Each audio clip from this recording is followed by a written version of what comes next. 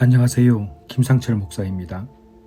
오늘 민수기 20장 12절 말씀을 통해서 하나님께서 믿음이 없다 하신 이유라는 제목으로 새벽 묵상을 하도록 하겠습니다.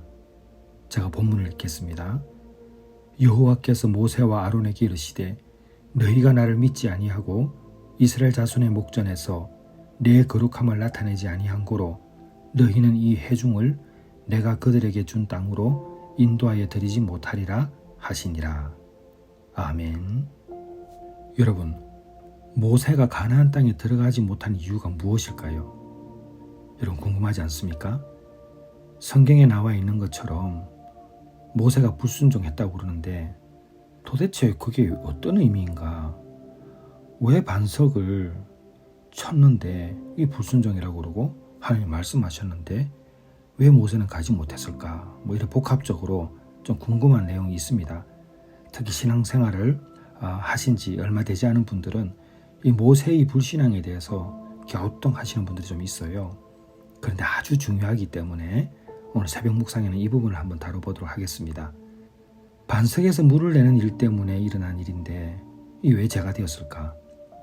먼저 배경을 한번 보겠습니다. 민수기 20장 1절에서 13절을 한번 읽어보시면 알게 되는데 이스라엘 백성이 가데스에 이르렀을 때에 마실 물이 없었습니다. 그래서 불평하기 시작했죠. 제가 이번에 요르단에 그 촬영차 또 인터뷰차 갔을 때에 정말 불평할 수밖에 없는 환경이었습니다. 말이 안 되는 더위고 아무것도 없어요. 하나님께서 하신 일이 많이 있음에도 불구하고 마실 물이 없자 불평하기 시작한 것이죠. 그래서 모세와 아론은 하나님께 나아가 기도했습니다. 그때 여호와 하나님께서 이렇게 명령하시죠. 지팡이를 가지고 회중을 모으고 너와 내 형 아론은 그들의 목전에서 반석에게 명령하여 물을 내라. 반석에게 명령하여 물을 내라. 이렇게 말씀하셨습니다. 그러면 그 반석이 물을 내리니 그들 회중과 그들의 짐승이 마시리라. 이게 민수기 20장 8절에 있습니다. 그런데 모세는 하나님의 명령대로 하지 않습니다. 오히려 백성을 꾸짖습니다. 너희 패역한 자들아 들으라. 우리가 너희를 위하여 이 반석에서 물을 내랴? 이렇게 하면서 반석을 2번 지팡이로 쳐버립니다. 그리고 물을 내죠. 근데 오늘 본문을 보게 되면 하나님께서 모세와 아론에게 말씀하셨죠. 너희가 나를 믿지 않는다고. 그래서 결국은 가나안 땅으로 가지를 못합니다. 왜 그런가? 하나님께서 지적하신 핵심적인 문제가 뭔가? 그 첫 번째는 불신이죠. 믿지 않았다는 것입니다. 모세는 하나님께서 말로 명령하라고 하셨음에도 불구하고 자기의 방식대로 반석을 지팡이로 쳐버렸습니다. 이것은 하나님의 말씀에 대한 신뢰 부족입니다. 근데 여기서 많은 성도들이 좀 헷갈려해요. 아니 왜 그래도 하나님 말씀대로 해서 지팡이 내려친 것 뿐인데 왜 이게 불신인가? 이렇게 이제 궁금해하는 거죠. 그런데 이건 그 이전의 사건을 보면 좀 알 수 있습니다. 모세가 반석을 친 것은요, 그냥 우발적으로 일어난 일들이 아닙니다. 모세가 그 일을 했던 것은 그가 고전에 있었던 여러 가지 심리적인 요인도 있고요, 감정적으로 굉장히 안 좋은 상태였습니다. 무슨 일이 있었냐면은 민수기 20장 1절에 보게 되면 누이 미리암이 죽습니다. 무리바 사건 이후에 바로 미리암이 죽는데 이 사건은 모세의 가족 중에 가장 가까운 동역자이자 때로는 중재자였습니다. 이 누이가. 그러니까 누이를 잃은 그 슬픔이요, 굉장히 감정에 영향을 많이 미쳤습니다. 외롭고 힘들고 괴롭고 복합적인 감정이 많이 일어났죠. 왜? 그래도 나름대로 의지하고 사랑했던 누이였기 때문에 그렇습니다. 그리고 또 민수기 20장 2절에서 5절까지도 보게 되면요, 너무 이스라엘 백성들이 반복해서 똑같은 방식으로 모세를 이제 원망하거든요. 왜 우리를 이끌어내가지고 이 광야에서 죽게 하느냐? 왜 그러냐? 여러분 여러분 우리가 성경을 계속 읽고 있지만 계속 백성들이 그러잖아요. 마실 물이 없다고. 이러한 반복된 원망이 모세의 인내심을 고갈시켰습니다. 화가 나는 거죠. 그래서 모세가 뭐라고 그럽니까? 패역한 자들아, 우리가 물을 내랴? 하면서 얼마나 모세의 내면이 격양되어 있는지 감정이 통제되지 않았음을 우리가 알 수 있습니다. 여기서 내가 물을 내랴, 그러니까 우리가 물을 내랴, 이 표현이 뭡니까? 모세가 아론이 한다는 것처럼 보이는 거죠. 이게 바로 하나님의 거룩함을 나타내지 않았다는 이야기입니다. 하나님께서 불신으로 해석하신 이유죠.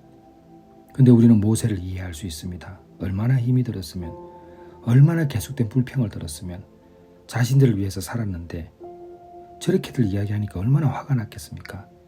근데 하나님은 그걸 보지 않으세요.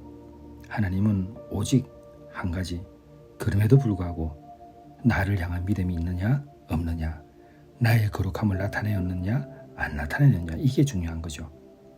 너희가 나를 믿지 아니하고 이스라엘 자손의 목전에서 내 거룩함을 나타내지 아니하는 고로, 이게 오늘 본문 말씀입니다. 그래서 믿지 아니하고 라는 말은 신뢰하고 의지한다는 그 뜻 아닙니까? 그러니까 모세가 자신을 충분히 하나님께서 신뢰하고 있다라고 판단했다면 절대로 그렇게 말씀 안 하시죠. 그래서 우리가 하나님께서 믿음이 없다 하신 이유를 가만히 생각하면 우리도 모세와 같은 행동을 해서는 안 된다는 겁니다. 하나님께서는 단순히 물을 내는 행위 그 자체보다 그 방식이 하나님을 어떻게 드러내느냐가 중요하다라고 말씀하시는 겁니다. 하나님의 거룩함, 이것은 곧 구별됨이죠. 흐리게 만드는 행동을 우리가 해서는 안 됩니다. 그래서 늘 하나님 앞에서는 정결한 마음을 가지고 서야 하고, 우리의 감정을 가지고 서기보다는 그 감정을 하나님 앞에 오히려 솔직히 내어놓고, 하나님 저의 마음이 많이 어렵습니다, 예를 들면 이렇게 할 수 있지 않을까요? 모세는 오랜 세월 동안에 정말 대단한 지도자였습니다. 그런데 하나님께서는 그 위대한 지도자의 실수에 대해서는 엄격한 책임을 묻었습니다. 야고보서 3장 1절에 이런 말씀이 있습니다. 내 형제들아, 너희는 선생된 우리가 더 큰 심판을 받을 줄 알고 많이 선생이 되지 말라. 하나님의 명령은 단순한 절차가 아닙니다. 그 자체로 하나님의 뜻과 성품을 드러내는 수단입니다. 모세는 자신의 감정을 앞세우고 하나님 뜻보다 자신이 기대하는 방식으로 문제를 해결을 했기 때문에 일어난 일이죠. 우리 베델 회복 공동체, 내가 사랑하는 교회 리더십들은 어떤 상황에서도 마음을 잘 지켜야 합니다. 두 마음으로 나누지 말고 오직 한 마음으로 하나님께서 기뻐하시는 그 삶을 살아야 되겠죠. 신명기 34장의 모세는 가나안 땅에 들어가지 못합니다. 노브산 꼭대기에서 가나안을 바라보는 그 은혜만을 경험하게 되죠. 저도 그 자리에 서봤습니다. 신명기 34장 4절에 여호와께서 모세에게 말씀하셨습니다. 내가 아브라함과 이삭과 야곱에게 맹세하여 그의 후손에게 주리라 한 땅이다. 내가 내 눈으로 그것을 보게 하였거니와 너는 그리로 건너가지 못할 것이다. 그러나 이 말씀을 가만히 생각해보면 징계 가운데서도 베풀어 주시는 하나님의 자비와 사랑을 볼 수 있습니다. 사랑하는 성도 여러분, 모세는 하나님께서 말로 명령하라고 하셨음에도 불구하고 자신의 방식, 뭐였죠? 반석을 지팡이로 치는 방식을 행동했습니다. 하나님에 대한 신뢰 부족이었죠. 그래서 우리는 말로 명령하라 하시면 말로 명령하는 그 삶을 살아야 합니다. 우리 민수기 20장에서 말만 하라고 하셨다는 것을 잘 묵상해 보십시오. 하나님께서는 당신이 하고자 하는 일을 하십니다. 그렇기 때문에 그분이 말씀하시면 토를 달 필요가 없습니다. 무조건 아멘, 하나님 하겠습니다 하고 시키는 대로 하는 저와 여러분이 되기를 진심으로 기도했으면 싶습니다. 기도하겠습니다. 하나님 아버지, 하나님께서 불신으로 해석한 이유를 오늘 알게 되었습니다. 이전의 경험들이 있었습니다. 이전에는 하나님께서 반석을 치라고 해서 반석을 쳐서 물이 나왔습니다. 근데 이후에는 그렇지 않았습니다. 그냥 말로만 명령을 하셨는데 말로 하지 않고 또 반석을 쳤습니다. 그것은 모세의 감정이 들어가 있었습니다. 그러나 우리가 다시 한번 되새겨서 우리의 감정이 앞서는 것이 아니라 하나님 앞에 벌거벗겨진 몸으로 주 앞에 기도할 수 있는 그 믿음을 갖게 하여 주시옵소서. 예수님의 이름으로 기도드렸사옵나이다. 아멘.